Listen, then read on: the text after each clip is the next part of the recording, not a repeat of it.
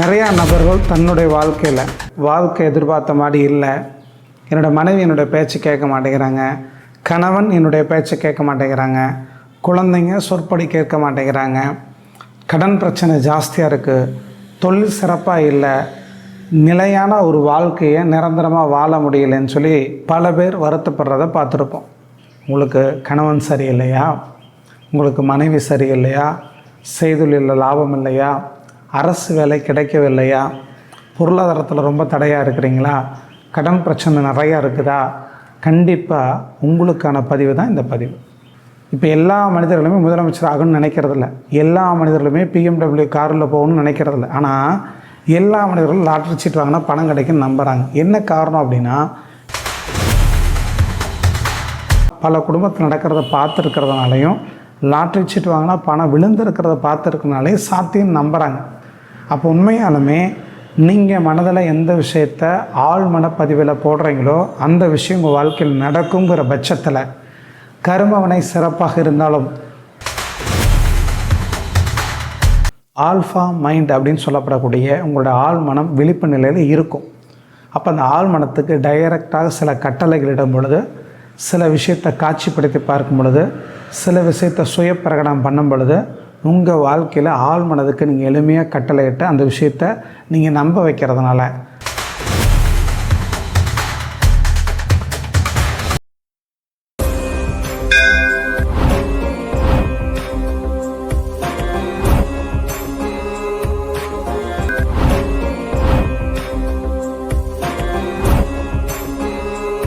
வணக்கம், நான் உங்கள் ஆத்ம நண்பன்.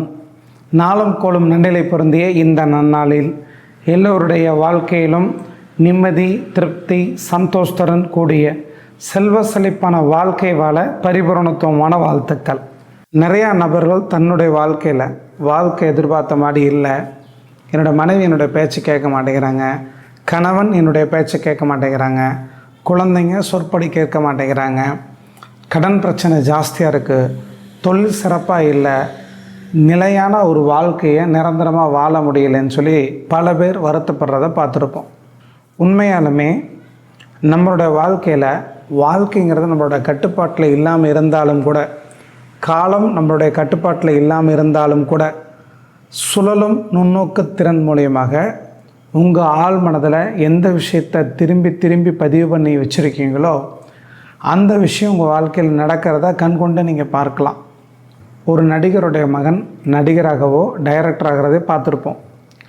ஒரு அரசியல்வாதியோடைய மகன் அரசியல்வாதி ஆகிறத பார்த்துருப்போம். ஒரு மிகப்பெரிய தொழிலதிபர், ஒரு அம்பானி இருக்கிறாருன்னா அனில் அம்பானி, முகேஷ் அம்பானி, இவங்க 2 பேரும் தொழிலதிபர்கள். அப்போ ஒரு தொழிலதிபருடைய மகன் தொழிலதிபர் ஆகிறதையும் பார்த்துருக்குறோம். இப்போ நம்ம சிறு வயதிலிருந்து உங்களுடைய ஜாதகங்கள் சிறப்பாக இருந்து கர்மவனை சிறப்பாக இருந்தாலும் கூட நம்மளுடைய வாழ்க்கையில் சுழலும் நுண்ணோக்கு திறன் மூலியமாக எந்த விஷயத்தை அதீதமான முறையில் கவனிக்கிறோமோ அந்த விஷயம் மனதில் பதிகிறதுனால இந்த விஷயம் என்னால் சாத்தியம் அப்படின்னு நம்புகிறாங்க. சர்க்கஸில் பார்த்துட்டிங்கன்னா சின்ன குழந்தைங்க, ஒரு 5 வயதுக்குட்பட்ட குழந்தைங்க, 7 வயதில் இருக்கக்கூடிய குழந்தைங்கள்லாம் கயிற்றில் அந்தரத்தில் நடக்கிறத பார்த்துருக்குறோம். என்ன தான் கயிறு கட்டிட்டு நடந்தாலும் கூட பயம் இல்லாமல் கயிற்றில் நடக்கணும் இல்லையா, அதை நம்ம பார்த்துருப்போம். அது தாய் தகப்பன் என்ன சூழ்நிலையில் என்ன பின்பலத்தோடு எப்படிப்பட்ட தைரியத்தோடு சாகசத்தில் ஈடுபடுறாங்களோ அந்த விஷயத்தை அந்த குழந்தைங்க பார்க்கும் பொழுது அது ஆழ் மனதில் பதிகிறதுனால அந்த ஆழ் மனதை அதை நம்புது, இதை செய்ய முடியும்னு சொல்லிட்டு. அதனால் அதை செய்கிறாங்க. ஒரு மிகப்பெரிய தொழிலதிபர் இருக்கிறார் அப்படின்னா அவர் போய் இங்கே நடக்க முடியாது. மிகப்பெரிய நடிகர் இருக்கிறான்னா அவர் போய் நடக்க முடியாது. அப்போ என்ன அர்த்தம்னா, நீங்கள் சிறு வயதிலிருந்து உங்களுடைய ஜாதகங்கள் சிறப்பாக இருந்து கர்மவினை சிறப்பாக இருந்து நல்ல யோகத்தை அனுபவிக்கணுங்கிற அமைப்பு இருந்தாலும் கூட மனதிலையும் எண்ணத்திலையும் நம்மளோட சப்கான்சியஸ் மைண்டாக இருக்கக்கூடிய ஆள் மனதை பொறுத்த வரைக்கும் எந்த விஷயத்தை நம்புதோ, எந்த விஷயத்தை உணருதோ, எந்த விஷயத்தை அளவுக்கு அதிகமாக திரும்பி பார்க்குதோ அந்த விஷயம் தன்னால் முடியும்னு அந்த ஆள் மனம் நம்புறதுனால அந்த விஷயத்தை நம்ம வாழ்க்கையில் லகுவாக நம்ம அடைஞ்சிட்றோம். எப்படிப்பட்ட விஷயமாக இருந்தாலும் சரி. அதனால தான் ஒரு டான்ஸருடைய மகன் டான்ஸராகவோ, ஒரு மிகப்பெரிய சங்கீத வித்வானுடைய மகன் சங்கீத வித்வானாகவோ, ஒரு பாடகருடைய மகன் பாடகராகவோ, ஒரு கிரிக்கெட் வீரருடைய மகன் கிரிக்கெட்டில் போய் ஆர்வத்தோட விளையாடுறது இதெல்லாம் நம்ம பார்த்துருப்போம். அப்போ அந்த ஆழ்மனதுக்கு நீங்கள் ஒரு கட்டளை இடும் பொழுது அது சரியோ தவறோ நல்லதோ கெட்டதோ, மிக பிரம்மாண்டமான விஷயமும் மிக சின்ன விஷயமும், எப்படிப்பட்ட விஷயமாக இருந்தாலும் அந்த ஆழ்மனதுக்கு நீங்கள் கட்டளையிட்டு நம்ப வச்சிட்டிங்கன்னா, அது நம்பிடுச்சுன்னா அந்த விஷயம் சாத்தியம்தான். நீங்கள் சில கோடிகளை சம்பாதிக்கணும், கடன் பிரச்சனைலேருந்து மீண்டு வரணும், கணவன் நம்ம பேச்சை கேட்குறாரு, மனைவி நம்ம பேச்சை கேட்குறாங்க, குழந்தைங்க நற்பெயர் எடுக்கிறாங்க, குழந்தைங்கனால தாய் தகப்பனுக்கு நல்ல பெயர் கிடைக்குது. இப்படிப்பட்ட எந்த விஷயமாக இருந்தாலும் ஆழ்மன பதிவில் நீங்கள் எந்த விஷயத்தை பதிய வைக்கிறீங்களோ அந்த விஷயத்தை ஆழ்மனது கண்டிப்பாக நம்பிடுச்சுன்னா உங்கள் வாழ்க்கையில் நடக்க ஆரம்பிச்சிடும். ஆனால் குறிப்பான ஒரு விஷயம், இந்த மேல் மனது அப்படிங்கிறது கேப்டன் மாதிரி. ஒரு கப்பலோட கேப்டனை பொறுத்த வரைக்கும் என்ன சமிகை கொடுக்குறாரோ, எந்த கட்டளைகிறாரோ அந்த கட்டளைகளுக்கு கீழ்ப்படுகிறது மட்டும்தான் கீழே இருக்கக்கூடிய சிப்பாய் மற்றும் ஆளுமைகளோட வேலை. ஆனால் கேப்டனுக்கு தான் அறிவு இருக்கும், கேப்டனுக்கு தான் நல்லது கெட்டது தெரியும். ஆனால் கேப்டன் என்ன வழி நடத்துகிறாரோ அந்த விஷயத்தை மட்டும்தான் கீழே இருக்கக்கூடிய சிப்பாய்களும் ஆளுமைகளும் செய்வாங்க. அப்போ உண்மையாலுமே இந்த கேப்டனுங்கிறது நம்முடைய சுய மேல் மனமாக இருக்கக்கூடிய அறிவு. உங்கள் அறிவு தான் தர்க்கம் பண்ணும், இது நல்லது, இது கெட்டது, இது சரி, இது தப்பு, இது இப்படி பண்ணனா இப்படி ஆயிரும், இது இப்படி பண்ணால் இப்படி ஆயிரும்னு சொல்லிட்டு ஏற்கனவே நடந்த கடந்த காலத்தில் இருக்கக்கூடிய சம்பவங்களை ஒப்பிட்டு பார்த்து உங்களுக்கு இந்த சரியான டெசிஷன் எடுத்தாலும் கூட அதை அனலைஸ் பண்ணிக்கிட்டே இருக்கும். ஆனால் ஆழ்மனதை நீங்கள் ஒரு முறை நம்ப வச்சிட்டிங்கன்னா, அந்த ஆழ்மனதுக்கு சரியாக கட்டளை தெரிஞ்சுக்கிட்டிங்கன்னா உங்கள் வாழ்க்கை நொடி பொழுதில் மாறுறதை கண்டிப்பாக பார்த்துருப்பீங்க. என்னங்க நீங்கள் தான் சொல்கிறீங்க கர்மாவின் படி தான் அனைத்து நடக்குன்னு சொல்கிறீங்க, நீங்கள் தான் சொல்கிறீங்க கோயிலுக்கு போனாலும் குளத்துக்கு போனாலும் நல்லது கெட்டது எதுவாக இருந்தாலும் தீர்மானிக்கப்பட்டதுன்னு சொல்கிறீங்க. உண்மை, கண்டிப்பாக உங்கள் வாழ்க்கையில் கர்மவினைக்குட்பட்டு தான் அனைத்தும் நடக்கும். ஆனால் கர்மவினைக்குட்பட்டு தான் அனைத்தும் நடக்கும்னு சொன்னாலும் கூட அந்த கர்மவினையில் இருக்கக்கூடிய அனைத்து விஷயத்தையும் நம்ம அனுபவிக்கிறோமான்னு கேட்டால் கிடையாது. ஒரு பசுமாட்டை எடுத்து ஒரு முளைக்குச்சியில் கட்டி 100 அடி தூரத்துக்கு மேயலாம் அப்படின்னு நம்ம விட்டுறோம். அப்போ அந்த கர்மாங்கிறது என்னது, 100 அடி தூரம் மேயலாம். ஆனால் அதே பசுமாடு சுற்றி வந்து மேயறதுக்காக அந்த முளைக்குச்சியில் ஒரு 80 அடி தூரம் கயிறு சிக்க வச்சுக்கிச்சு அப்படின்னா மீதி 20 அடி இழுத்து பார்த்து மேய்ஞ்சிட்ருக்கும். அப்போ கர்மாங்கிறது 100 அடியாக இருந்தாலும் கூட அந்த மாடு அறியாமையினால் 80 அடியை சிக்க வச்சுக்கிறதுனால மீதி 20 அடியை தான் மேய்ஞ்சிட்ருக்கும். அப்போ அந்த மாட்டுக்கு யாரும் சொல்லி கொடுத்து புரிய வைக்க முடியாது. அந்த மாடு எந்த காலேஜ் போய் படித்தது கிடையாது. அப்போ அந்த மாட்டுக்கிட்ட போய் நீ இன்னும் 100 அடி மேயலாம், 20 அடி தான் மேய்ஞ்சிட்ருக்க, 80 அடி மேய் அப்படின்னு சொன்னால் புரியாது. அந்த கைத்தை எடுத்துவிட்டால் தானே போய் மேய போகுது. அதே போல் தான் நம்மளுடைய வாழ்க்கையில் நம்ம எந்த சூழ்நிலையில் எந்த பின்பலத்தோடு பிறந்திருக்கிறோமோ அந்த சூழ்நிலைகளை மனம் என்பது கவர்ந்து இழுத்து வச்சுக்கிறதுனால இதற்கு தான் நம்ம தகுதியானவங்க. இப்போ எல்லா மனிதர்களுமே முதலமைச்சர் ஆகணும்னு நினைக்கிறதில்ல, எல்லா மனிதர்களுமே பிஎம்டபிள்யூ காரில் போகணும்னு நினைக்கிறதில்ல. ஆனால் எல்லா மனிதர்களும் லாட்ரி சீட் வாங்கினா பணம் கிடைக்குன்னு நம்புகிறாங்க. என்ன காரணம் அப்படின்னா, இது எல்லா குடும்பத்திலையும் இயல்பாக பல குடும்பத்தில் நடக்கிறத பார்த்துருக்கிறதுனாலையும் லாட்ரி சீட் வாங்கினா பணம் விழுந்திருக்கிறத பார்த்துருக்கனாலையும் சாத்தியம் நம்புகிறாங்க. அப்போ உண்மையாலுமே நீங்கள் மனதில் எந்த விஷயத்தை ஆழ் மனப்பதிவில் போடுறீங்களோ அந்த விஷயம் உங்கள் வாழ்க்கையில் நடக்குங்கிற பட்சத்தில் கர்மவினை சிறப்பாக இருந்தாலும் தோற்று போகக்கூடிய பல நபர்களை பார்த்துருக்குறோம். அதனால் உங்கள் வாழ்க்கையில் கர்மவினைக்கு உட்பட்டு செல்வ செழிப்பான வாழ்க்கை வாழணும், நல்ல மனைவி, நல்ல குடும்பம், நல்ல கணவர், நல்ல குழந்தைகளோட வாழணும், செல்வ செழிப்பு தொழில் அபரிமிதமாக கிடைக்கணும் அப்படின்னு நீங்கள் ஆசைப்பட்டீங்கன்னா உங்கள் வாழ்க்கையில் இந்த 2 விஷயத்தை கண்டிப்பாக கடைபிடிங்க. முதல் விஷயம், உங்கள் வாழ்க்கையில் அதிகாலையில் நீங்கள் எழக்கூடிய பழக்கம் இருக்கக்கூடிய மனிதராக இருக்கும் பட்சத்தில் முதல் 10 நிமிடம் அற்புதமான பிளாட்டினம் டைம். அந்த நேரத்தில் உங்களுடைய மேல் மனம் அப்படிங்கிற அறிவு முழுமையான விழிப்பு நிலைக்கு வராது. ஆல்ஃபா மைண்ட் அப்படின்னு சொல்லப்படக்கூடிய உங்களோட ஆழ் மனம் விழிப்பு நிலையில் இருக்கும். அப்போ அந்த ஆழ் மனத்துக்கு டைரக்டாக சில கட்டளைகள் இடும் பொழுது, சில விஷயத்தை காட்சிப்படுத்தி பார்க்கும் பொழுது, சில விஷயத்தை சுய பிரகடனம் பண்ணும் பொழுது உங்கள் வாழ்க்கையில் ஆழ் மனதுக்கு நீங்கள் எளிமையாக கட்டளையிட்டு அந்த விஷயத்தை நீங்கள் நம்ப வைக்கிறதுனால கண்டிப்பாக உங்களுடைய வாழ்க்கையை அபரிமிதமான வாழ்க்கையாக ஒரு பொன்னான வாழ்க்கையாக மாறும். உங்களுக்கு கணவன் சரியில்லையா, உங்களுக்கு மனைவி சரியில்லையா, செய்தொழிலில் லாபம் இல்லையா, அரசு வேலை கிடைக்கவில்லையா, பொருளாதாரத்தில் ரொம்ப தடையாக இருக்கிறீங்களா, கடன் பிரச்சனை நிறையா இருக்குதா, கண்டிப்பாக உங்களுக்கான பதிவு தான் இந்த பதிவு. தயவு செய்து நல்ல கணவனோட தான் வாழ்ந்துட்டுருக்கிறதா கற்பனை பண்ணுங்க.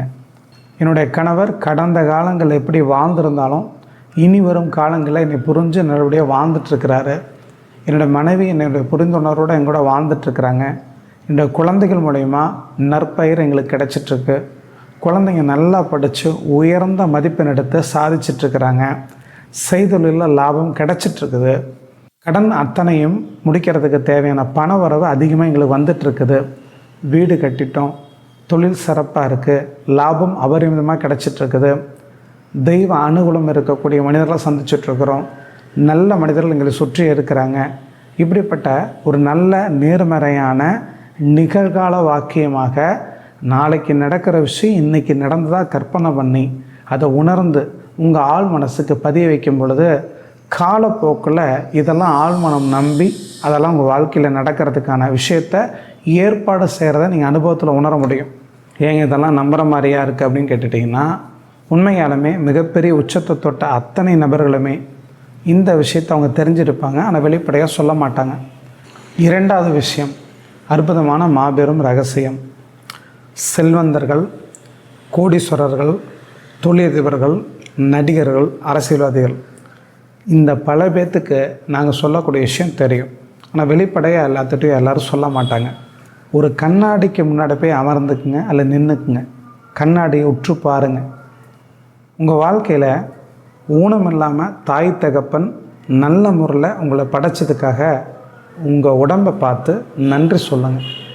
என் உடல் ஆரோக்கியமாக இருக்கிறதுக்கு நன்றி, தாய் தகப்பன் நல்ல முறையில் ஊனம் இல்லாமல் பெற்றதுக்கு நன்றி, நல்ல மனைவி அமைந்ததற்கு நன்றி, நல்ல கணவர் கிடைச்சதுக்கு நன்றி, தேவைக்கு அதிகமான பண வருமானம் கிடைச்சிட்ருக்கிறதுக்கு நன்றி, இது நாள் வரைக்கும் கிடைத்த பணத்துக்கு நன்றி.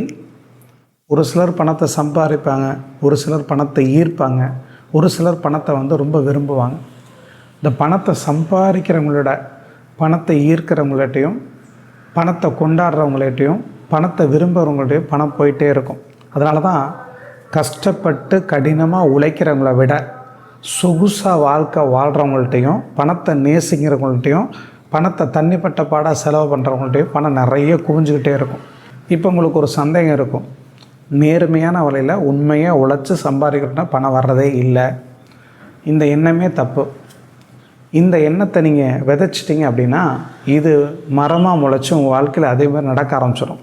கடினமாக கஷ்டப்பட்டு உழைச்சி பாடுபடுறவங்கள்ட்ட பணம் தங்காது அப்படின்னு உங்களோட ஆழ் மனசில் பதிய வச்சுட்டிங்க.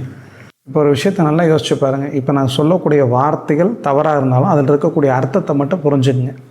தண்ணி போடுறவங்கள்ட்ட டெய்லியும் பணம் கிடைக்கிது, சீட்டாடுறவங்களுக்கு பணம் கண்டிப்பாக கிடைக்கிது, கேம் விளையாடுறவங்களுக்கு, சூதில் பணம் கட்டுறவங்களும் பணம் நிறையா கிடைக்கிது, அதேமாதிரி ஊதாரித்தனமாக பணம் செலவு பண்ணுறவங்களும் பணம் நிறையா கிடைக்கிது.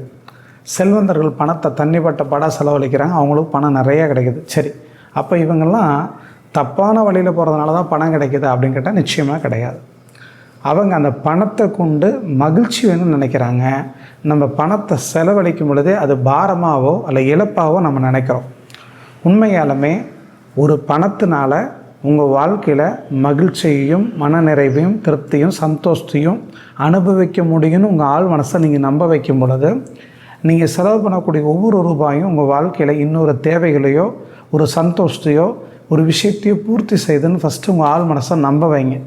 அப்படி நம்ப வைக்கும் பொழுது, அப்போ நான் ஒரு இஎம்ஐ கட்டுறேன் இல்லை கடன் கட்டுறேன்னு வச்சுக்கோங்களேன், சந்தோஷமாக மனநிறைவாக நான் ஒரு வீடு வாங்கியிருக்கிறேன் அல்லது ஒரு கார் வாங்கியிருக்கிறேன், என்னுடைய இந்த தேவைகள் பூர்த்தி பண்ணுறதுக்காக கடன் வாங்கியிருக்கிறேன், அதெல்லாம் நல்ல முறையாக நடந்ததுக்காக பரிபூர்ணத்துவமான நன்றி அப்படிங்கிற வார்த்தையை பயன்படுத்தி இந்த பணத்தை செலவு பண்ணும் பொழுது அந்த பணத்தை நீங்கள் மதிக்கிறதுனால, அந்த பணத்தை நீங்கள் கொண்டாடுறதுனால, பணத்தினால் மகிழ்ச்சி அடைகிறத அதை உணர்ந்து மீண்டும் பணம் உங்கள்கிட்ட வர ஆரம்பிச்சிடும். ஆனால் பெரும்பாலான மனிதர்களை பொறுத்த வரைக்கும் பணத்தை இழக்கும் போது வருத்தப்படுறாங்க, பணம் கையகப்படுத்தும் பொழுது வரும்பொழுது மிகப்பெரிய சந்தோஷத்தை அனுபவிக்கிறாங்க. இந்த இரண்டுமே தவறு. இந்த பணம் பொறுத்த வரைக்கும் உங்கள் வாழ்க்கையில் எல்லா விதமான தேவைகளையும் பூர்த்தி பண்ணுறதுனால பணம் உங்கள்கிட்ட வரும்பொழுதும் நன்றி உணர்வோடு இருங்க. பணத்தை நீங்கள் செலவு பண்ணும் போதும், வட்டிக்கு கட்டும் பொழுதும், இஎம்ஐ கட்டும் பொழுதும் நன்றி உணர்வோடு அந்த பணத்துக்கு நன்றி சொல்லுங்கள். நீங்கள் பணத்தை எப்படி உணர்றீங்களோ, உங்கள் ஆள் மனசில் எப்படி பதிவு பண்ணி வச்சுருக்கீங்களோ அதை பொறுத்து உங்களுக்கு பணம் பெருகும். அதெல்லாம் நீங்கள் நல்லவன், கெட்டவன், நேர்மையானவன், உண்மையானவன், இப்படிப்பட்ட நபர்கள்ட்ட பணம் போகலாம், இப்படிப்பட்ட நபர்கள்ட்ட பணம் போகக்கூடாது அப்படிங்கிற எந்த சட்ட விதிமுறைகளும் கிடையாது. தனி மனித ஒழுக்கத்திற்கும் பணத்துக்கும் எந்த தொடர்பும் கிடையாது. அறத்தின் வழியை அந்த காலத்தில் சம்பாரித்தாங்க, நேர்மையாக இருந்தாங்க, 4 பேர்த்துக்கு தான தர்மங்கள் பண்ணாங்க. அதற்கு பிறகு தன்னுடைய குடும்பத்தையும் தன்னோட சார்ந்து இருக்கக்கூடிய மனிதர்களையும் பார்த்துக்கிட்டாங்க. இன்றைக்கி எல்லா விஷயம் முரண் நகையாக தான் இருக்கும். ரொம்ப கஷ்டப்படுறவங்க கஷ்டப்பட்டுக்கிட்டே இருப்பாங்க, நேர்மையானவங்க கஷ்டப்படுவாங்க, உண்மையானவங்க கஷ்டப்படுவாங்க. ஆனால் தப்பான வழியில் போகிறவங்களுக்கு நிறைய பணம் கிடைக்கும், பொய் பேசுகிறவங்களுக்கு நிறைய பணம் கிடைக்கும், ஏமாற்றி பிழைக்கிறவங்களுக்கு பணம் நிறைய கிடைக்கும். இதனால் நம்மளும் ஏமாற்றலாம், தப்பான வழியில் போகலாம்னு நினைக்காதீங்க. 2வது, அந்த கண்ணாடிக்கு முன்னாடி அமர்ந்து உங்களுக்கு கடன் நிறையா இருக்குன்னா தேவைக்கு அதிகமான பணம் வந்துக்கிட்டே இருக்குது, நன்றி அப்படின்னு சொல்லுங்கள். உங்களுக்கு உடம்பு ரொம்ப வெயிட் ஜாஸ்தியாக இருக்குது, நீங்கள் குண்டாக இருக்கிறீங்க அப்படின்னா அந்த கண்ணாடிக்கு முன்னாடி பார்த்து நான் ஒல்லியாக இருக்கிறதுக்கு நன்றின்னு சொல்லுங்கள். நீங்கள் குண்டாக இருக்கிறீங்கன்னா நான் ஒல்லி ஆகணும்னு சொல்லக்கூடாது. கடன் இருக்குன்னா கடனை கட்டணும்னு சொல்லக்கூடாது. என்ன காரணம் அப்படின்னா, நீங்கள் கடனை கட்டணும்னா மறைமுகமாக கடன் இருக்குதுன்னு அர்த்தம். நீங்கள் ஒல்லி ஆகணும்னா குண்டாக இருக்கிறீங்கன்னு அர்த்தம். அப்போ இதற்கு நேர் மாறாக நான் ஒல்லியாக தான் இருக்கிறேன், எனக்கு தேவைக்கு அதிகமாக பணம் வந்துக்கிட்டே இருக்குது, என்னோடய கடன் அத்தனையும் பூர்த்தி பண்ணிகிட்டு இருக்கிறேன் அப்படிங்கிற நேர்மறையான வார்த்தைகளை அந்த கண்ணாடிக்கு முன்னாடி பயன்படுத்துங்க. ஒரு சிலரை பொறுத்த வரைக்கும் நீ செல்வாக்காக இருப்ப, நீ கோடீஸ்வரனாக இருப்ப, உனக்கு நல்ல மனைவி அமைஞ்சிருக்காங்க, நல்ல குழந்தைகள் அமைஞ்சிருக்காங்கன்னு கண்ணாடியை பார்த்து அந்த கண்ணாடிக்கு கொடுக்க தன்னுடைய பிம்பத்தை கை நீட்டி உனக்குன்னு சொல்லக்கூடிய சில பயிற்சிகள் மூலயமா ஜெயிச்சவங்களும் இருக்காங்க. ஒரு சிலரை பொறுத்த வரைக்கும் என்னோடய வாழ்க்கையில் நான் சிறப்பான வாழ்க்கை வாழ்கிறதுக்கு நன்றி, நல்ல கணவன், நல்ல குடும்பம், நல்ல குழந்தைகள் அமைஞ்சதுக்கு நன்றி, தேவைக்கு அதிகமான பண வருமானம் கிடைச்சிட்ருக்கிறதுக்கு நன்றி, உடல் ஆரோக்கியமாக இருக்கிறதுக்கு நன்றி, என்னை சுற்றி நல்ல மனிதர்கள் இருக்காங்க நன்றி. இப்படி நல்ல நேர்மறையான எதிர்கால வாழ்க்கையில் எப்படி வாழணும்னு நினைக்கிறீங்களோ அது நிகழ்காலத்தில் நடந்ததாக கற்பனை பண்ணி சுய பிரகடனம் பண்ணும் பொழுது உங்கள் வாழ்க்கையை மாறுறத அனுபவத்தில் சில நாள் கழித்து பார்ப்பீங்க. இதெல்லாம் சாத்தியமா அப்படின்னா, அனுபவிக்கிறவங்க விமர்சனம் பண்ணாமல் அனுபவிச்சுட்டே தான் இருப்பாங்க. விமர்சனம் பண்ணுறவங்க அதே இடத்துல நிற்பாங்க. நல்லா கவனித்து பாருங்கள். ஒரு சிலரை பொறுத்த வரைக்கும் நம்ம விமர்சனம் பண்ணிக்கிட்டே இருப்போம், கேலி பொருளாக்குவோம், ஏச்சுக்கும் பேச்சுக்கும் ஆளாக்குவோம். ஆனால் அவங்களுடைய வாழ்க்கையை பார்த்திங்கன்னா அவங்க வாழ்க்கையை கவனித்து அவங்க வாழ்ந்துட்டு போயிட்டே இருப்பாங்க. அப்போது நேர்கொண்ட பார்வையினால் யார் நேராக ஒரு வாழ்க்கையில் போயிட்டே இருக்காங்களோ அவங்க லேசர் லைட் மாதிரி, ஒற்றை மூலங்கிற பேரில் பறந்துபட்ட வெளிச்சம் இல்லாமல் ஒரே வெளிச்சமாக எவ்வளோ தூரத்துக்கு வேணும் வெளிச்சம் கிடைக்கும், அதான் லேசர் லைட். ஆனால் அந்த டியூப் லைட் பாருங்கள், பறந்துபட்ட வெளிச்சமாக எல்லா பக்கம் கிடைக்கும், ஆனால் குறிப்பிட்ட தூரம் தான் கிடைக்கும். அப்போது நிறைய விஷய ஞானத்தையோ நிறைய தகவலையோ நிறைய பேர்த்து விமர்சனம் பண்ணுறதுனாலே உங்கள் வாழ்க்கை மாற போகிறதில்ல. ஒரு விஷயம் பாருங்கள், பிடிச்சா எடுத்துக்கங்க, பிடிக்கலே கடந்து போயிட்டே இருங்க. எக்காரணத்தை கொண்டும் நின்று அந்த தகவல் விஷயத்தை தெரிஞ்சுக்கிட்டு அவங்கள்ட்ட ரிப்ளை பண்ணிக்கிட்டே கமெண்ட்டுக்கு ரிப்ளை பண்ணுறது, நிறைய பேர்த்துக்கு விமர்சனத்துக்கு பதிலடி கொடுக்குறங்க பேரில் எழுதிட்டு இருக்கிறது, இப்படிப்பட்ட விஷயத்தினால உங்கள் வாழ்க்கையை தொலைச்சிக்காதீங்க. ரொம்ப நன்றிங்க. அடுத்த பதிவில் மீண்டும் சந்திக்கலாம். நன்றி, வணக்கம்.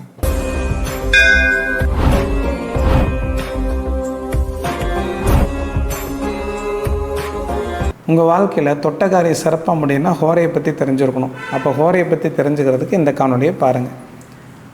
பிரம்ம முகூர்த்தத்தில் எந்த ஒரு காரியத்தை செய்யும் பொழுது வாழ்க்கையில் வெற்றி கிடைக்கும் தெரிஞ்சுக்கிறதுக்கு இந்த ஒரு காணொலியை பாருங்கள். உங்களுடைய வாகன அதிர்ஷ்ட எண்கள் தெரிஞ்சுக்கிறதுக்கு இந்த காணொலியை பாருங்கள். அந்த வாகன அதிர்ஷ்ட எண்களை எப்படி பார்க்கணும்னு தெரிஞ்சுக்கிறதுக்கு இந்த காணொலியை பாருங்கள். ரொம்ப நன்றிங்க. அடுத்த பதிவில் சந்திக்கலாம். நன்றி, வணக்கம்.